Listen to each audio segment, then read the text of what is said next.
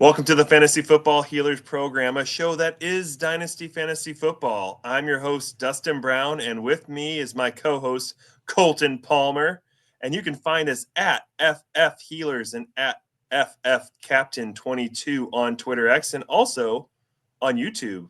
Just search FF Healers for shorts, podcast videos, and fantasy league related videos. Welcome in.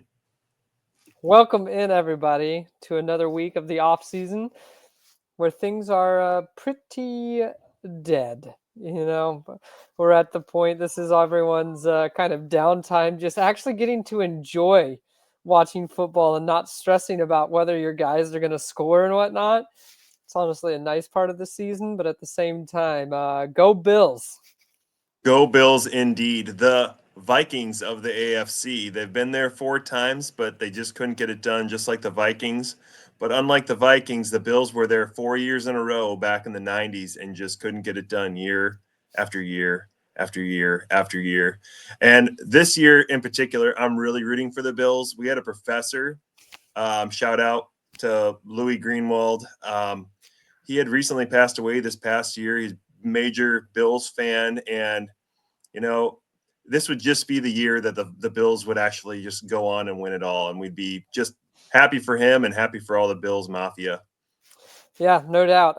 We're recording this on Saturday, right before the NFC and AFC championships, so we don't know what happens. But whoever wins the AFC championship, I have a feeling is the who we're talking about as the Super Bowl champ this year.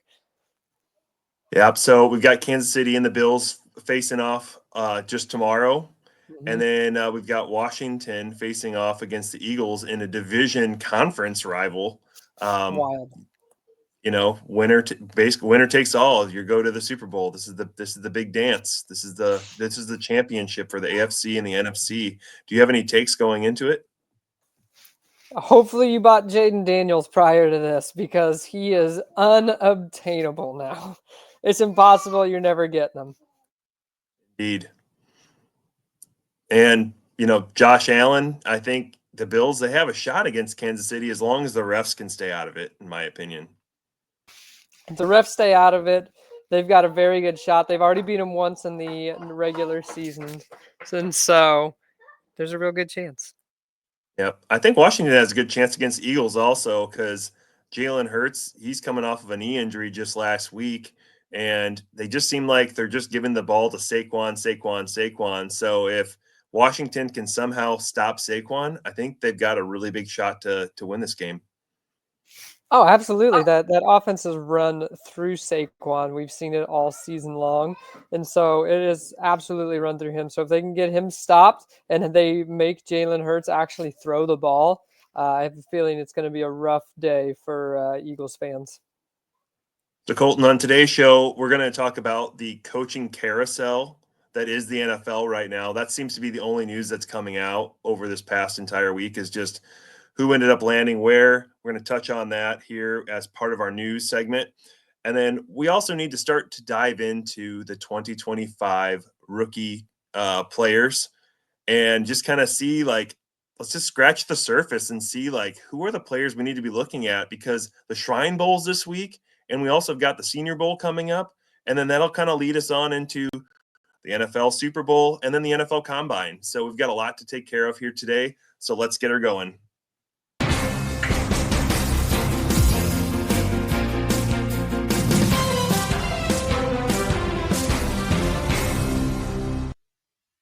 Colton, I think we got to start with the most exciting head coaching position that everyone's been anticipating with Ben Johnson. And it was like, well, where's Ben Johnson going to end up? Well, Ben Johnson is now hired as the head coach for the Chicago Bears. How does this change our feelings about the Chicago Bears offense? Congratulations, Bears fans. You got the number one head coach out of this year.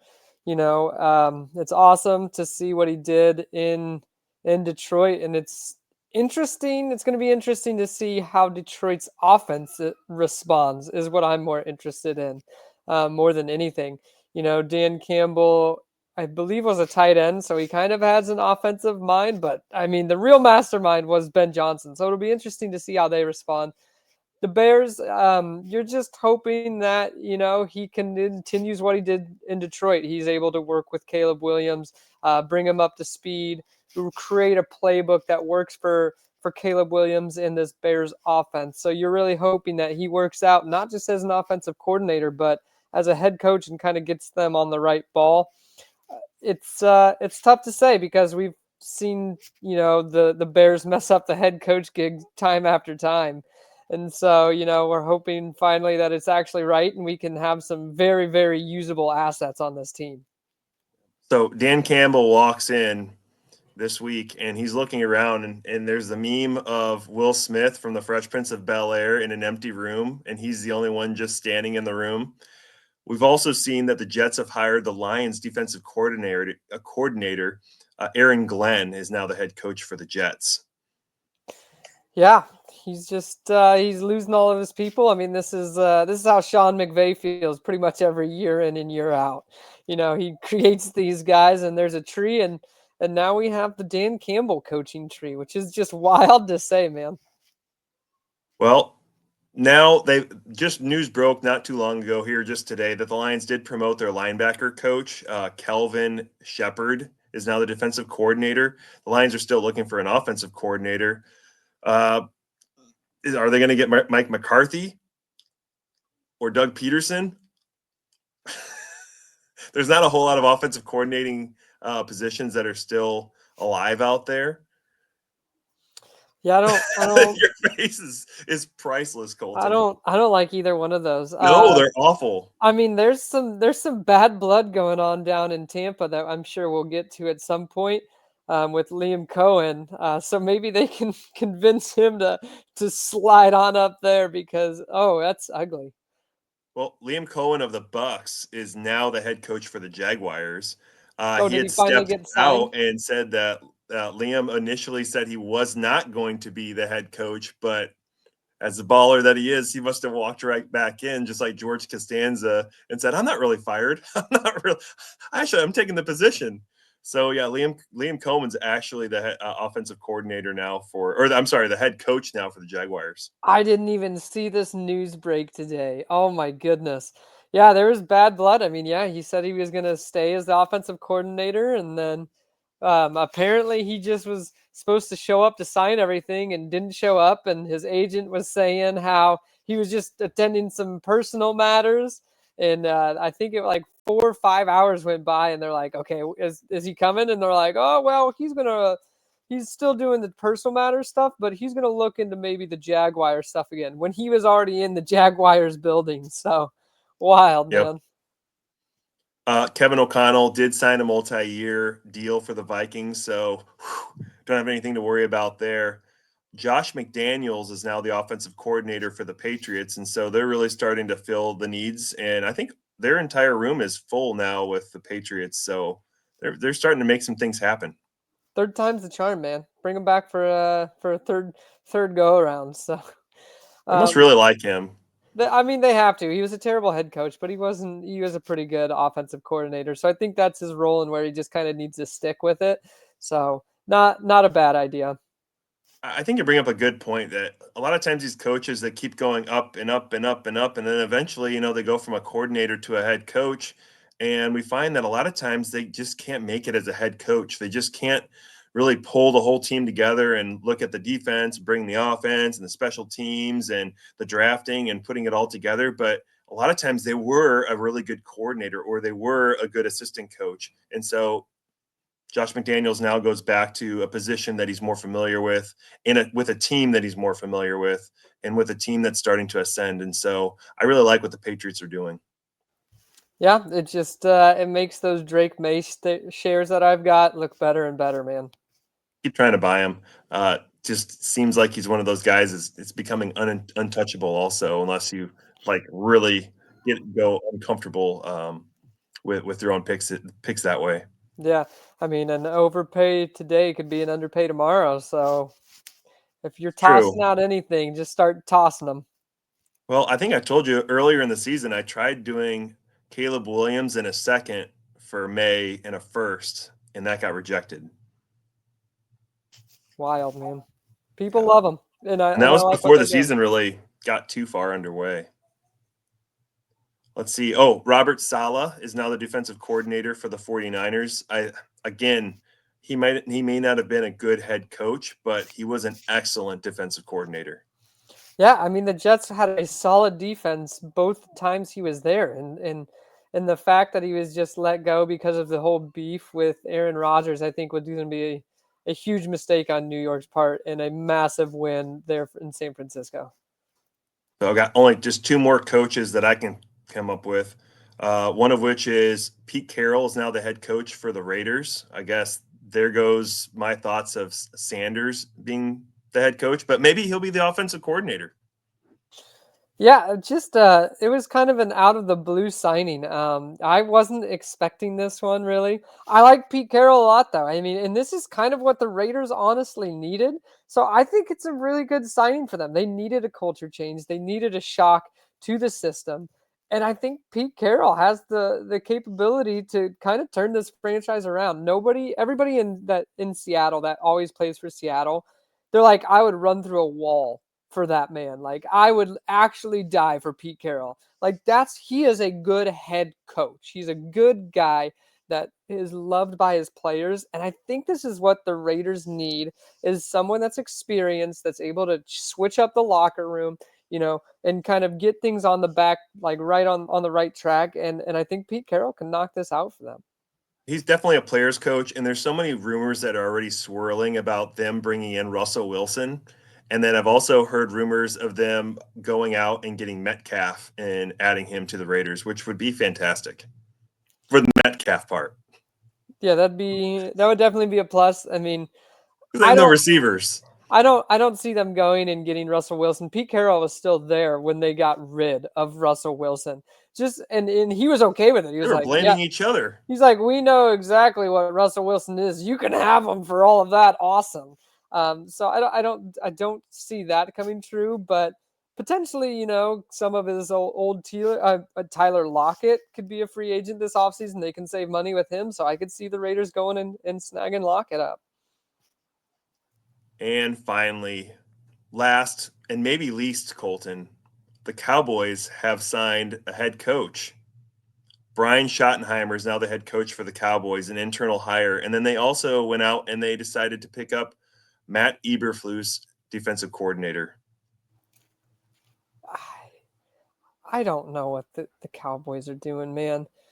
I mean, just it's someone that Jerry Jones can push around and someone that Jerry Jones knows that he can absolutely just push around and make him be his little puppet. And I think that's exactly what this is. And man, it's a tough day to be a Cowboys fan. It's a tough day to have any amount of shares of Cowboys, fantasy football on your team because I just don't know how well this goes. I just don't.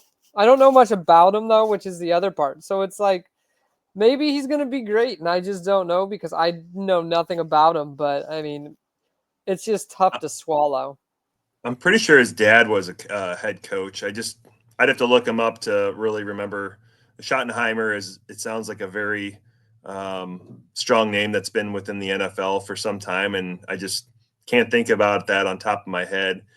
But are the Cowboys being serious here? Because we just saw the Patriots have 1 year with Rod Mayo, an internal hire coach, a player that was once with the team, and it just didn't work out for them. And they decided to move on after 1 year. So I'm just kind of wondering, are the Cowboys just trying to take a nosedive over this next year? They already know that they're going to be paying Dak Prescott a load of money. They don't even know if he's going to be healthy yet to start the season. I'm pretty worried about the Cowboys offense going into 2025.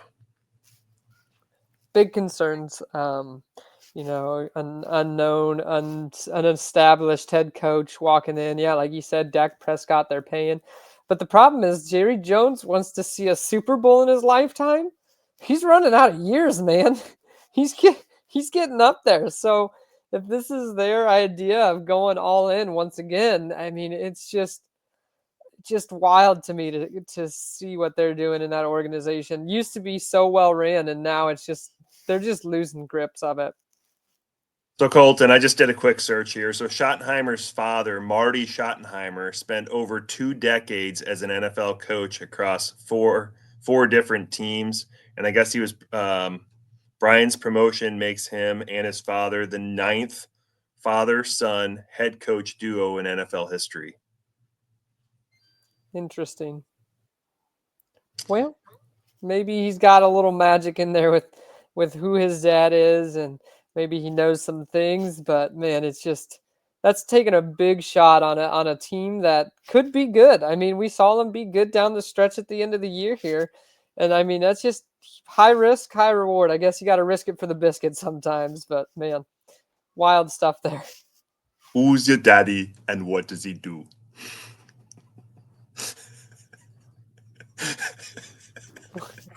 What an impersonation, man! Killed it. Important dates again. I think we got to keep bringing this up. We've already had the NCAA championship game. Ohio State won that one. The Shrine Bowls, January 30th. Senior Bowls, February 1st. Super Bowls, February 9th. And then we got our combine, February 24th through March 3rd. And then you got the franchise tags and the free agency period. I can't believe how much of a coaching carousel it's been over this last week. I feel like a lot of the positions have been already filled. There's not really going to be hopefully not a whole lot more to talk about in regards to the coaching changes over the next week. Yeah, hopefully there shouldn't be a whole lot. I mean, we might see some offensive, defensive coordinators signed here and there, but I believe all of the head coaching positions have been filled. So still waiting, I think, to hear on Seahawks offensive coordinator there. So still some stuff going around the league that will A be few keeping left an eye out for, but in the definitely, Lions offense coordinator position. I think that'll be yeah, interesting. And then the Raiders also. definitely exciting stuff going around the league. Oh, and Tampa will have a new offensive coordinator position to fill. Well, wasn't there a coach that ended up was it Josh McDaniels actually that he decided he was going to take a position, He's a going to be head the coaching Colts head position? coach. Yeah, What's that?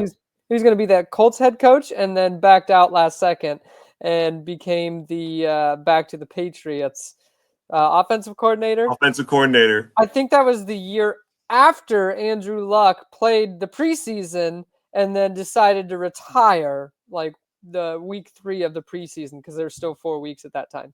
And if I'm not mistaken, the Colts also paid Josh McDaniels that year to coach for the Patriots. I'm almost certain because the Patriots ended up having some different stipulation of like who was coaching, and Bill Belichick said, "Well, we're all coaching." He didn't really name him as the offensive coordinator. He named him as like a coach. There was some kind of discrepancy. It's so stupid. Yeah, it was Josh McDaniels. I'm almost Yeah, certain of it. no, it 100% was. And it was Well, 100% the with that Colts. positive with that positive news, I think, and it's talking about Indy, so we've got a lot going on here with these rookies. 2025. We've talked about it before. This is a class that seems to be really strong at the running back position and at the tight end position, and maybe a little bit weaker at the wide receiver position and the quarterback position. And so I think let's just kind of take some of our first kind of takes and kind of what you've kind of heard or what you've kind of looked into in regards to some of these prospects. Yeah, I mean, the most clear and obvious is the Heisman snub is good old Ashton Genty. I mean, this kid was unstoppable. He had, you got some arguments for him. He was playing Boise State, so some lower level, but you just don't do what he did, even at that lower level. I mean, these are still college level players and everything. Would he have done as well in the SEC? I don't know. But he looked good throughout the whole year. He was dominant. He's going to be pretty much, I'd say, 99% of everyone's drafts 101. At this point, he's pretty much the consensus 101. And I mean, my goodness, if I'm sitting at 101, if I've got it, you have to take him pretty much every time. There's no way you don't take him. just because he has the potential to be this, Saquon Barkley level, the Bijan Robinson level. I mean, he's just got it all. He can catch, he can run, he's big, he's just got it all, and I like him a lot. Pretty much everyone's consensus 101. Yeah, it feels kind of like the Bijan draft, right? For rookie drafts, even in Superflex, Bijan was going 101, or at least he should have been going 101. And Genty, that's everywhere I'm hearing is Genty's the 101 until we hear otherwise. I mean, there's still chances that in the NFL Combine and maybe some of these pro days, there's maybe a little bit of movement if any of these quarterbacks can maybe make some fire, but it's not sounding like that's going to be a probability. So Ashton Genty was definitely the easy 101 for this year, even in Superflex. Yeah, and after Genty is kind of where we start seeing a whole lot of mixture, of what people are wanting out of this draft class. Like you said, it's not as strong wide receiver, quarterback wise, stronger tight end wise a little bit. You got a couple of names in there. Super flex in one quarterback is also where it kind of gets dicey as well. Some of these wide receivers are getting boosted because there's not as many of them in this class. So if you need a wide receiver, you're trying to reach for the upper guys rather than, with how deep the running back class is, some of them are getting boosted back because there's not as many wide receivers. So it definitely gets a little fishy, but I mean, my 102 as of right now is absolutely Tet McMillan, even in Superflex. He's out of Arizona. He's been dominant. He's like 6'5", so he Six is a five. he is a tall, big boy, but he doesn't play like your average 6'5" guy. So far from what I've seen from the tape, a lot of the times you see them, not being as fast, not being the savvy route runners. But I mean, he gets some separation on his guys. He's not just the jump ball 50-50 kind of ball player. He is able to get some separation. He's able to make some moves after the catch. He does make some spectacular catches. So, I mean, as of right now, just trying to get one of the better wide receivers out of this class would be absolutely going to get Ted McMillan there. Yeah, and see, I'm disagreeing. I've already kind of communicated in different forums on Twitter X, and I think Tet McMillan is just getting pushed up way too high, and it's only because this wide receiver room just is not that great, and people are getting like they're moving them up because there's only like what 3 or 4 different guys that you might have somewhat of an interest in, but they're moving them up way too high. This is a running back class. Like I'd rather, especially if you're going like early first round in your rookie drafts, like you're trying to get like must hit players. And I really just don't know if Ted McMillan is like a 100% like he's gonna hit. The 6'5" frame kind of is a little scary for me. Yes, he says that he's not just a 50-50 guy, but I question his separation, Colton. And actually, when he was playing against some of the good corners, such as like Travis Hunter, he was only getting about 30 yards in those games. So that really is a bit scary for me to spend so much draft capital on a maybe. Yeah, I can absolutely see where you would be nervous on getting Tet McMillan. He kind of reminds me a lot of Drake London when Drake London was coming out. The taller figure guy, the bigger body, and everything. So what you're hoping for is you're kind of getting a Drake London out of it. But I think he's got a little more skill than Drake London. That's where I'm at with him. So a lot of people were spending the 102, 103 on Drake London when he came out. So that's just kind of where I'm pricing him, especially like I said, if you've got some extra draft capital, you can get a couple of more running backs out of this class. Whereas, the wide receivers, you got 2, maybe 3 that I would be, confident turning into something. So that's just why he does get artificially boosted because of that, though. Absolutely. If I had the 102 and that's the guy I really want, I mean, I'd be trading back. I'd be trading back, trying to gain assets because, like, okay, how much of a difference is Ted McMillan value wise compared to a couple of the other wide receivers in this group, like Luther Burden and Amika Mbuka?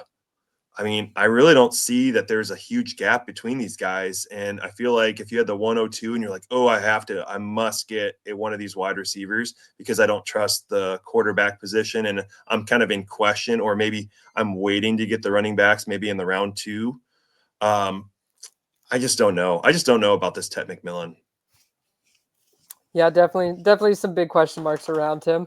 And I'm still breaking down his tape. I haven't gotten to the wide receivers. I've just kind of fished over some of his, but just And watching again, his, these are all yeah. early rankings, Oh, this and is we're way like it's early. so early. Like this is January for heaven's Yeah, sakes. There's so much more that's going to be coming out in the combine and with pro days and the NFL draft process. Like that's a whole nother 4 months of information that we're going to have, plus the off season on top of it. right. Absolutely. Yeah, and then I was just going to go into, some of the. I was just going to talk about some of the top quarterbacks here out of this class, because with getting in super flex, this is going to where you're going to start wanting to look at them. I'm not starting to want to look at him here. That's me personally, but I know a lot of people are quarterback needy in this league, and so they might be artificially boosted up because of Superflex as well. But I'm going to spout out our top four just to kind of get it talking about here. But That's about as far as I've gone with the yeah, quarterbacks in this group. I've got about four quarterbacks that I have information on, and then I've got about five others that I have names and not a whole lot of details behind. right. So top ones that I'm kind of spouting out. Cam Ward out of Miami. Shadur Sanders out of Colorado. We got Jalen Milrow out of Alabama. And then we've got, who's my fourth here? Oh, man. Who's number four? Where's it at? Oh, it's getting hidden because he's way back in the second round. Oh, and then I've got Quinn Ewers. Oh, is he your number four right now? He's not my number four. He's the fourth one that I've looked at. Gotcha. Yeah, Uh, he's number five on my list. a lot of He's people one have of them that Jackson Dart. I haven't wrote down a whole lot of information, but yours from Texas is an early declare, so I do find that a little interesting. But on a side note, we've also seen a lot of these early quarterbacks that have failed in the NFL over the last couple of years. So maybe that's a red flag for Ewers. Jackson Dart was the number four quarterback that I I had on my list from Ole Miss. I just have not viewed his tape yet. So I have not, he was not on my list really quite yet on ranking wise. I have Quinn Ewers there back in like mid second.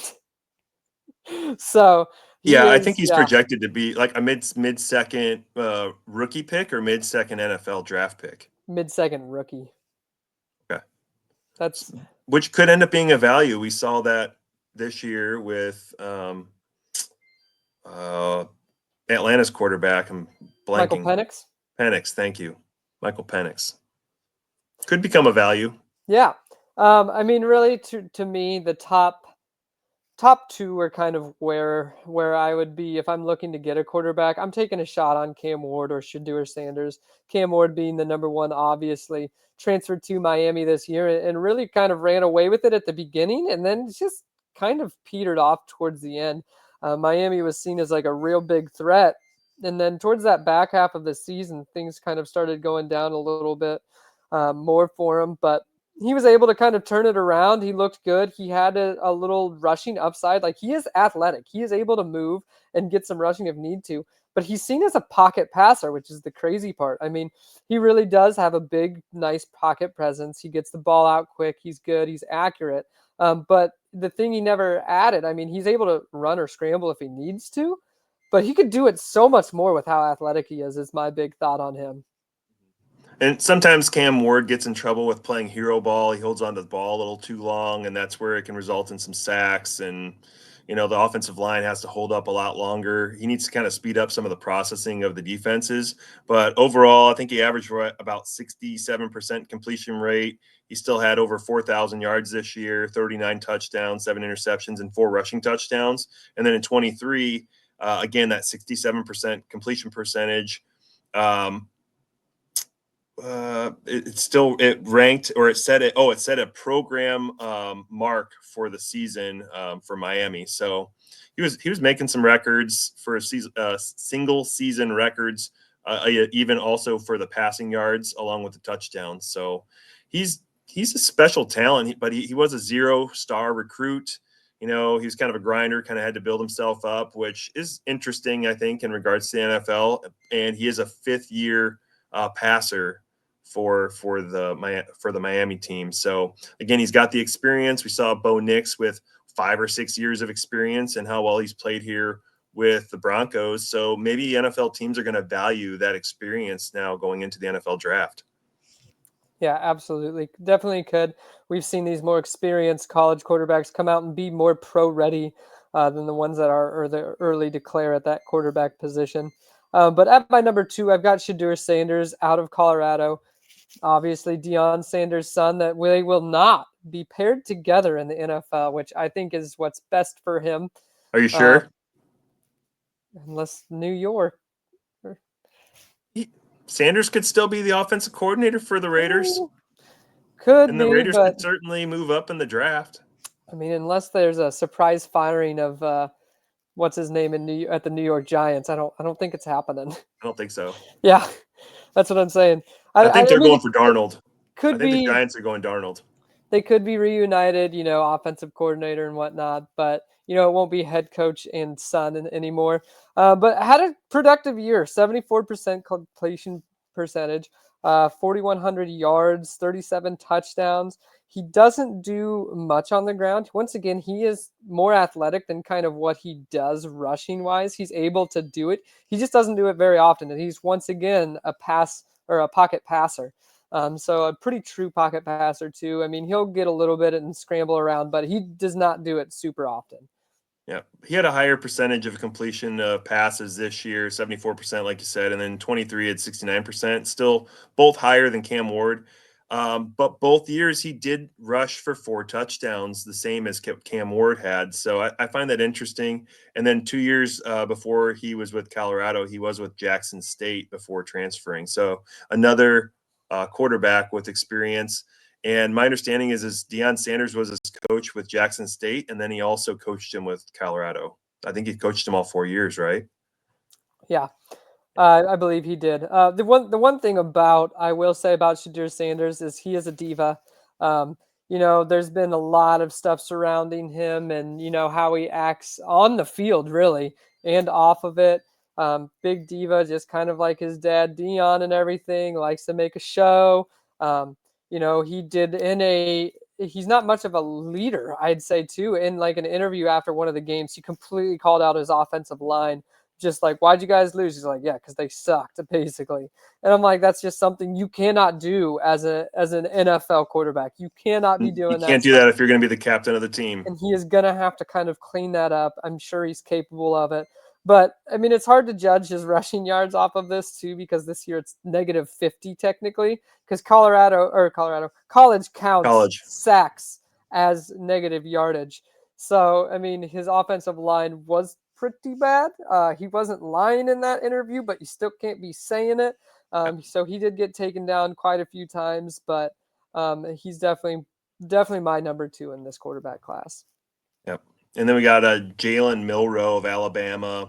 I mean, all these guys, even with Jackson Dart, all four of them are 6'2", about 215 pounds. So there's not really a whole lot of difference in regards to their body build.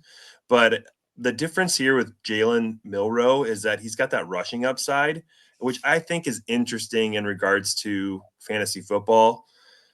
He only threw for 2,844 yards with 16 touchdowns on 11 interceptions, but he did rush for 20. I said 20 rushing touchdowns this past year, which makes him really dangerous as a runner with speed and toughness. But as a passer, it just sounds like he's got a powerful arm, but he could have decided to maybe throw the ball a little bit more. Again, only 2,844 yards passing compared to the other two fellas that had about they both had 4,000 each. Yeah, Jalen Milrow is an interesting prospect based on that he can run. I mean, you're not looking at him like, the ultimate pocket passer. He's going to be throwing for 4,000 yards every year and 30 some odd touchdowns. The reason you're looking at him for fantasy football is the fact that he has that rushing floor. and he's going to get that. So dependent on where he goes in the draft and who he goes to, could be a very interesting prospect and could be one of those guys that kind of start to climb up the board here. Because as of right now, super flex, you're probably looking at the back of the first. Is kind of where I'm seeing it. But for the most part, I mean, he could get very interesting dependent on landing spot. I think people are going to be afraid to draft Milrow, and I think people are going to be a little bit scared to draft even Jackson Dart, who we'll talk about here in a second. Both of these guys, they're not projected to be drafted very early in the NFL draft, at least not at this time, unless they're picked up in the late first. But I haven't heard a whole lot about that yet. And then even like Jackson Dart, who we're going to talk about from Ole Miss, like there's a lot of talk about him not even being a top 50 player, and he's projected right now in like the second, third, or fourth round in the NFL draft per like Walter Football.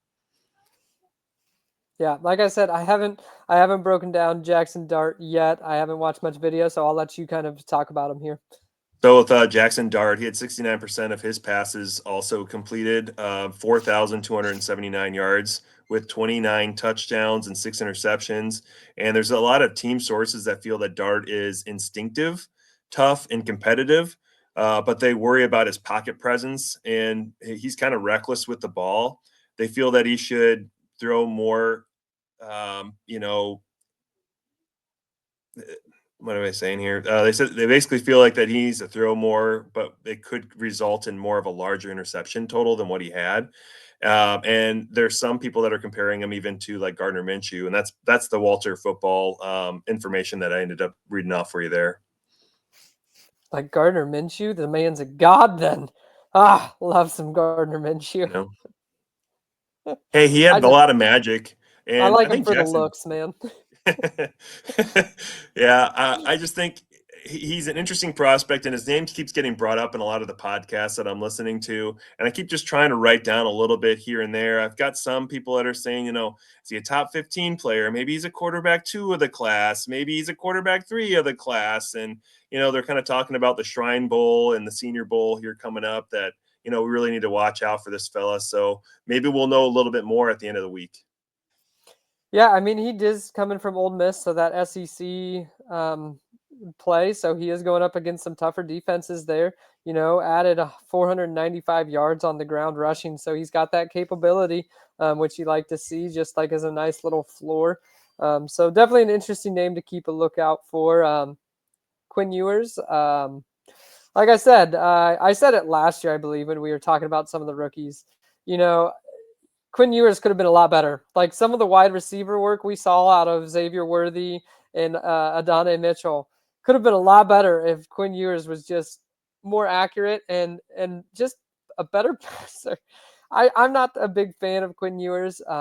Like I said, once he just has a tendency to just, it almost seems like he just, as soon as things get rough, things get worse for him. He Mhm. got benched for Arch Manning at one point in time. Arch Manning came in and played well, and then they went back to Quinn Ewers. So it was just a wild thing that was going on in Texas. And I think they were going to move on no matter what, whether Quinn Ewers came back. I think they were going to Arch, which is why I think he even came out, so he has a chance to be drafted. Because I don't know many programs that were going to go and pick up Quinn Ewers and give him a chance. So he's just taking his shot on making the NFL, and it'll be interesting to see kind of where he goes in the draft and how he performs at the combine. Yeah, I think it would have been interesting to see Arch if he would have kept the job. We could have seen, Texas against Ohio State in the championship game. Absolutely, I think we could have. Yeah, actually, no. Ohio State didn't they? Did they play Texas? They played Texas in the Yeah, semifinals, they so we did. couldn't have seen them in the championship. But we probably would have seen the Texas team win the championship. Definitely could have been a big part of it. I mean, Quinn Ewers just looked lost out there, and like he just wasn't able to perform, especially when the lights got really bright. Um, I think we need to spin back to the running back position. Again, we said the running back position is a really kind of the gold spot maybe of this class is at the running back position, with the gem being Ashton Genty. But who are some of these other names that we really need to start familiarizing ourselves with here, Colton? So yeah, here's some of the list of the guys that I've watched just a little bit on. I haven't gotten to the running backs either yet. But we got Omarion Hampton. You got to be looking for Caleb Johnson, Travion Go Hawks. Henderson, Travion Henderson, his teammate Quinshawn Judkins. You got to keep an eye out for Dylan Sampson as well. And also Cam Scatabo. Scattaboo. Oh my Scattaboo. God. Scattaboo. I fell in love with him watching him play in the bowl game. That was just unbelievable. He just completely had ASU on his back. Yeah, man. I've heard a lot of good things. I haven't gotten too much to Scattaboo. I like his name, so he'll be climbing up my board relatively So fast. he dominated the Peach Bowl. He was MVP. Even though ASU lost, he still was the MVP of the Peach Bowl despite the loss. That's wild. He's and as of right now in January, he's projected as a fourth round NFL pick. He had a ton of forced missed tackles, and we've seen many players in the NFL that have been very successful with forced missed tackles, including Bucky Irving last year, who a lot of people were off of after the NFL Combine. So again, I think Scattaboo is a guy that a lot of these NFL teams could maybe target a little bit later in the NFL draft, and he could be a gem. Absolutely, we could be looking at a absolute gem, especially since I said all those names before him, and I'm just kind of reading off of like I've followed a ranking list that someone else ranked him for me, and I've just been going down the list to kind of look at even, and so the fact that he was that low, it looks like on their list he's at about 22, so that'd be late second. You could be getting someone that good at the late second. Like I said, I haven't been able to see, but I have heard great things about Scattaboo. So I think that comes up with a good discussion here of like, how are we getting all these names? How are we getting some of the content and all that? And so I know I personally like to listen to a lot of different podcasts. I like to look at that Walter Football, just to kind of get familiarized with some of the names. I like to look at like rookie rankings and kind of compare how my rookie rankings are compared to other sites' rookie rankings, just so that way I don't make a complete fool of myself for one.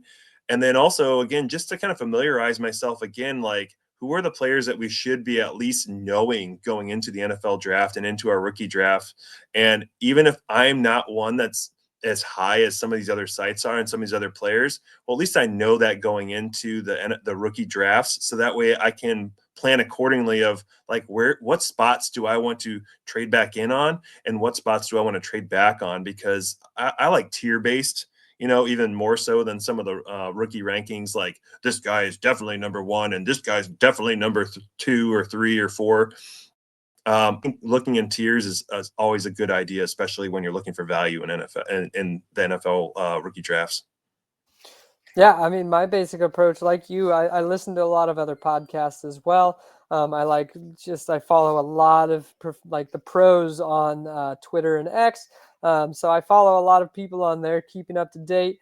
I have a actual draft or a tracker that follows the video of all of these college players and the rookie prospects of the year. I sent it to you, Dustin, and if anyone else needs that stuff, reach out to me on Twitter, and I'll get that link sent over to you where you can go and review this video footage on your own as well and kind of just look at them, compare them, and like Dustin was saying, compare them to everybody else's list. I'd say I've got someone at like 5, but he's going consensus, everybody else is like, mid second.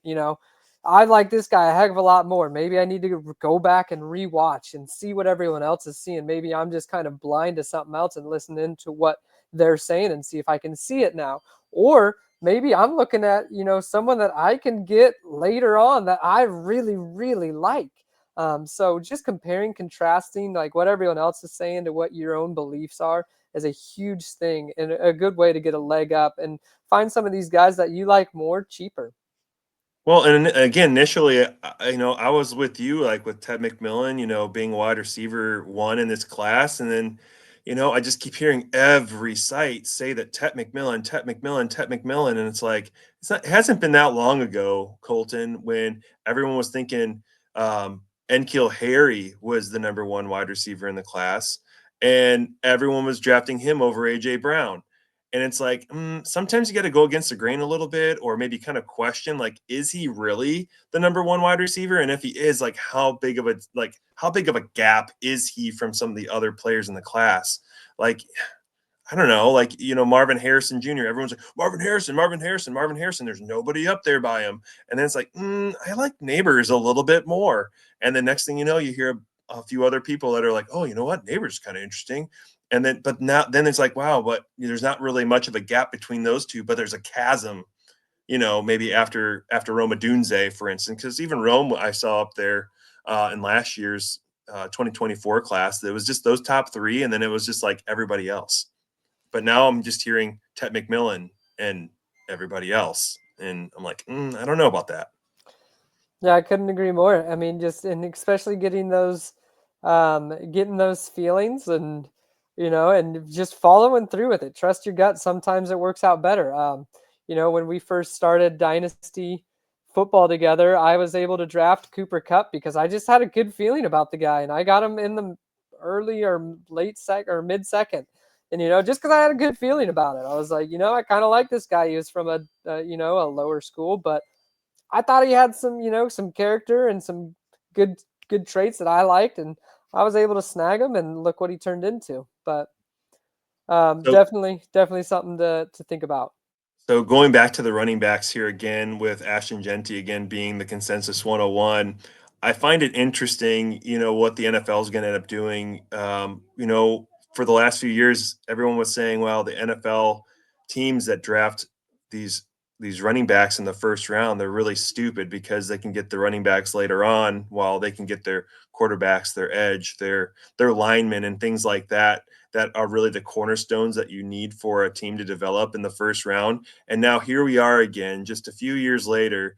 Even, if you look even way back, you got Saquon. He was drafted like 2 overall by the Giants, and they weren't anywhere close to competing at that time. And they weren't anywhere closer to compete after they even had Saquon. Like, I think Ashton Genty is going to be great for fantasy football, but is he going to be a great player to make a huge impact on any of these NFL teams? And we're seeing again that this is a deep, deep class with the running back positions. Like, if you were an NFL GM, wouldn't you just want to wait because there's all these other running backs that are available to you in the second and third round? Absolutely, but we are seeing a revitalization of the running back position. We are seeing how important it actually is in the NFL game. I mean, the Eagles looked like at the end of the year last year, looked like just a pitiful, ugly team that couldn't do anything right.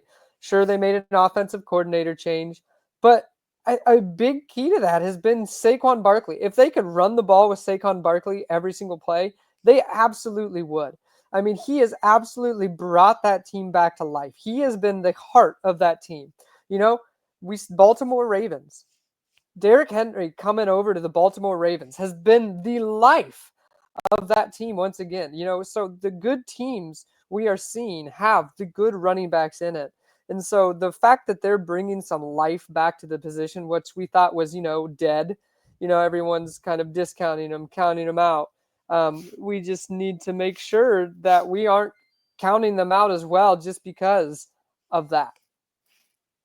So if you had the 101, and again, Genty is consensus 101, like, would you be wanting to just like say, just I got to get this guy no matter what? Or would you be considering, moving back, gaining assets, and then just drafting another one of these running backs that you might have in your second tier? So Or once maybe some again, of these other running backs are in your first tier. I'm not sure. We haven't got that far yet. yeah, we haven't dug that deep in yet. But you're just thinking about where does he go? What is he? What team is he going to really? So we have a lot of information to still come out, like we were talking. I mean, we still have the draft, we still have the combine. We have lots of things to happen in order to determine that whether I would move off of Genty with the 101.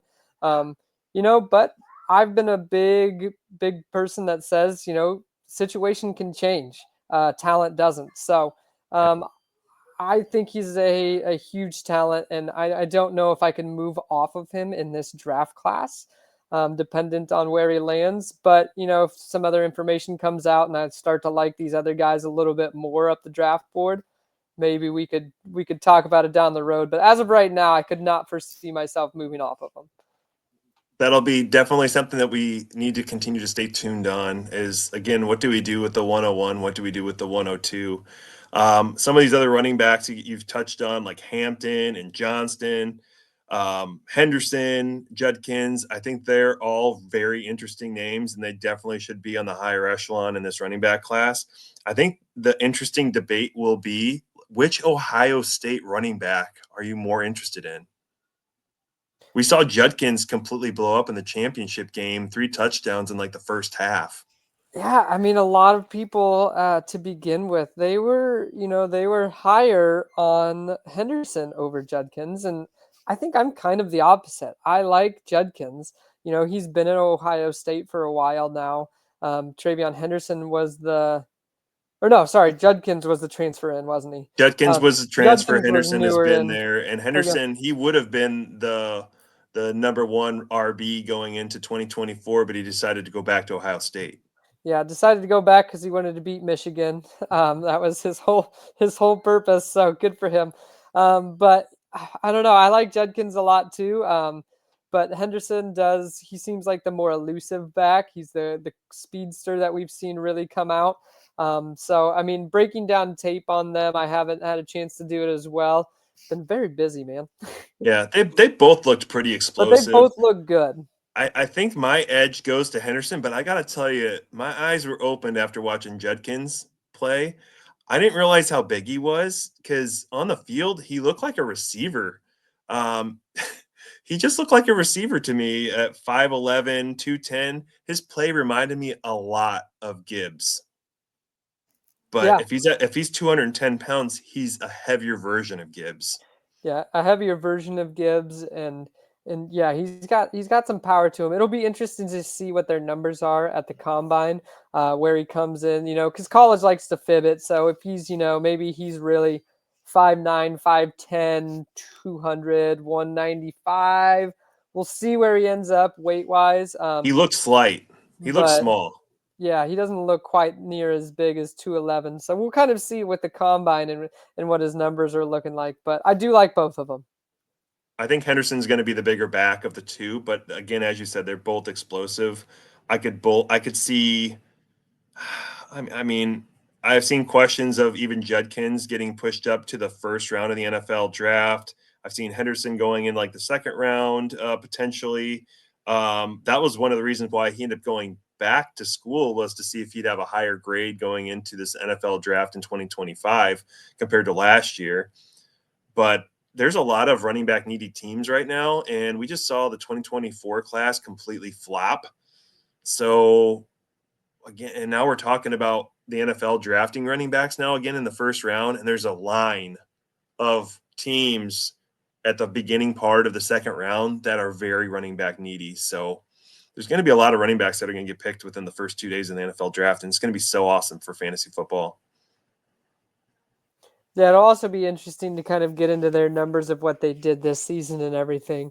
So it'll be a fun time to really, really, really dive in. I mean, right now it's just been snippets, but of some of these guys, but really breaking into their video will be pretty great to kind of see where the tiers start breaking up with all of these guys. Running back, I'm saving for last just because there's so many of them. There's a ton. And again, here's just a few more names without having a whole lot of content behind them. Dylan Sampson of Tennessee. You got Ollie Gordon, RJ Harvey, Woody Marks. You said Cam Scadaboo. I think he's going to be very interesting. Damian Martinez, Donovan Edwards. There's Devin Neal. I mean, the list goes on and on. Even Trevor Etienne. I'm not sure if he declared or not. Travis's brother, but just another name just to kind of write down and keep checking in on. I don't know if he's declared yet, but I think it is rumored that he will be coming out for the draft. He'll be declaring. And Yeah, then let's just touch a little bit here on wide receiver and tight end to close out the show. Yeah, wide receiver, like you said, you've already mentioned Luther Burden, Amika Ibuka. You got Travis Hunter, which for me, I'm hands off of him, not knowing, unless, especially until draft day comes. So, but even then, they can change their mind, but they can announce him as a cornerback on draft day and then switch him to tight or wide receiver, or they can announce him as a wide receiver and switch him to cornerback. And it's just a giant mess for me. So I'm hands off no matter what on him, Yeah. unfortunately. But other names, you got Trey Harris, Isaiah Bond, Alec Ayo Minor, Ayo Yeah, Manor, I don't know. Stanford. Ayo I Minor, think I don't he's know. interesting. I He's think he's definitely an interesting one. I've seen a couple of snippets from him, and he's definitely one I'm excited to dive into. Jalen Royals, Xavier Restrepo. So definitely there's some names there that could eventually be some interesting guys. I think we're just looking at a lot of wide receiver twos in this class, though, is kind of the unfortunate part. It's some guys though that still are going to score you fantasy points, and you need depth on your roster. So they're definitely worth breaking down and figuring out where you want to take them and whatnot, just because of that. But it's a lot of wide receiver two, wide receiver threes in this draft class. I couldn't agree more. And again, I kind of have my tier one right now, early tier one. Okay, again, it's January, but Tet McMillan's definitely in there. Luther Burden, and I've got Ibuka in the tier one. And I keep kind of switching back and forth with which one I like a little bit more than the other. But it just all comes down to just getting a little bit more information, getting a little bit more tape, figuring out what the combine is. And then I'm in drafts, Colton, that we draft before the NFL draft. So I really want to have some of this information kind of a little more pinpointed up to that week prior to the NFL draft, because that's when I have to draft. Yeah, absolutely. It's definitely tough when you have to draft before the draft, because So fun. you're trying to guess what's happening and you just can't, as we saw by what the Falcons did to us last year. So it gets wild and you never expecting what happens, and so that's definitely an interesting one. And we'll get to the tight ends here real quick because there's only truly three names in my mind. One is, I think, absolutely awesome. Another one is definitely interesting. The third one is kind of You're all teasing us, right, Colton. okay. But our first one, Tyler Warren out of Penn State. He looks great. He looks awesome. So he's kind of my tight end one sitting at this board right now. I think it's a Absolutely. pretty clear break. The other one who I think had more buzz last year than he really did this year, and that was Colston Loveland. He had a lot of buzz on him last year as being a good tight end, and he kind of faded out a little bit more this year. I don't know if it was because of what Tyler Warren has done and how good he's looked, but I know there was a lot of people that were bigger on Colston Loveland last year. No, it's hard to say with Michigan because they didn't really have to throw the ball. JJ McCarthy. Right. And then our final name here is Harold Fannin Jr. He's just a kind of an interesting one that's kind of risen up the draft boards. I don't know a whole lot about him. Tight ends aren't the highest of my priorities. So, but the top two are definitely some interesting prospects, especially you start getting into your tight end premium and your tight end needy teams. Definitely starting to get interesting with those two. Well, Colton, as you know, I love my tight ends, so I have a little bit more information about these guys. Love it. Tyler Tyler Warren, he's got a bigger frame. I've seen comps as good as Sam Laporta, great body control. He was a QB initially, and then he transitioned to the tight end position. They actually manufactured touches for him and even had him run the ball. So I just find him to be very dynamic. There's thoughts of him being a top 18 pick in the NFL draft, and he's a huge target, Colton. And so he's best projected tight end in the class, in my opinion. And it sounds like you're kind of in agreement there as the top tight end here. I Absolutely. don't think there's any surprise there. And then, but not he's not a Bowers. He's not a No. Bowers. We're No. not going to get a Bowers. Just that's a once in a lifetime kind of player here. But I think Tyler Warren is definitely going to be the tight end one in this class. And again, if you're getting a Sam Laporta, he's going to be worth drafting a little bit earlier than what you might be comfortable drafting tight ends in the rookie drafts. And then with Fannin Jr., I've seen comps of him being more of like a Trey McBride comp. He plays all over the field in different lineups, while you have Colston Loveland, who's more of that Dalton Kincaid comp. He's a good runner, but he's a slider player. And so you know what that's going to do to me with that comp, Colton. I'm going to lean a little bit more away from Loveland. With the comp, I knew as soon as you said it, it was just like, well, Justin is OUT out of there. He is not on him. Michigan, Personally, for Dalton me, Kincaid. I'm gonna love him. I'm gonna love every bit of him, and Oh man, I'm gonna spend the 101 on him. Is what's gonna may take happen. time to develop. I'm just reading it on, early declare. It's like 20 years old. I'm like, tight ends take a while to develop. I'm going to be out on Colston Loveland here, Colton, but the other two I'm going to be a lot more interested in. The interesting thing is Colston Loveland will be the second tight end off the board, and it's usually the second one that goes. I will wait for the third then. Yeah, definitely Tyler Warren being the most interesting. I've also heard the comp of Sam Laporta, which is the absolute comp that you want as of right now. I mean, yeah, like you said, we're not getting another Brock Bowers. That ain't happening. No. So getting the Sam Laporta comp, I mean, Sam Laporta was down this year because he didn't have, a ridiculous amount of touchdowns like he did his rookie year. But we saw him down the road being utilized a heck of a lot more, started to really show what he can do. And they're going to have a new offensive coordinator there in Detroit, so maybe they'll utilize him up a little bit more. But definitely the good comp that you want. Yep. And just two other names that I had at the tight end position. And again, I just go a little bit deeper when we get to the tight ends. Mason Taylor, LSU, and then you have the Gunnar Helm of Texas. Gunnar Helm, he was more of a yak machine. And then you have Mason Taylor, LSU. He had 1,300 yards. He's a prototype like tight end. And so, there's projections of both being drafted pretty high in the NFL second round. I couldn't help myself there, Colton. I didn't know it was that kind of podcast. I mean, no, it's no one informed messing me of that. We're gonna be license explicit now, man. We're gonna get that X rated on here. Oh man, it's getting late, Colton. Yeah, I mean, tune in for the football, stay for the tight end stuff, if you know what I'm saying. I guess we're keeping it on the back end of the podcast. We'll put that in the rear of the podcast.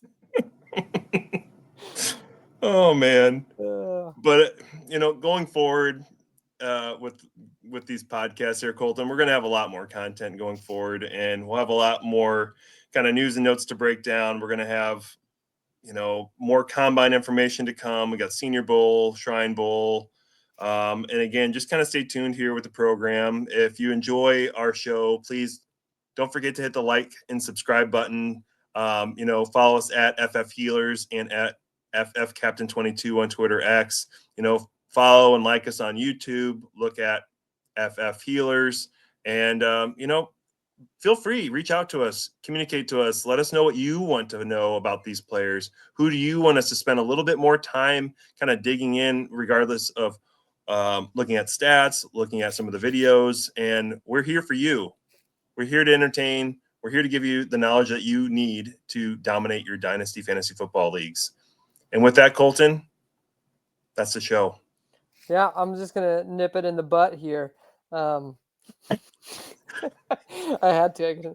Like I said, reach out to me if you're wanting that video link. It's got all of the 2025 rookie prospects. It's got whether they're going back to school, coming out, declared everything. It's a great resource to have if you like to do your own video. If not, you can just tune into us and we'll be breaking it down for you. We're just waiting for a little bit more information to come out about these rooks, of who's declared, who's going to be the combine, what their combine numbers are. Unfortunately, this is the dead season, so we're just kind of doing what we can to help keep you guys in the loop and entertained. That's what we're doing. And with that, we are the Fantasy Football Healers program, and we're out. We're out. Salute.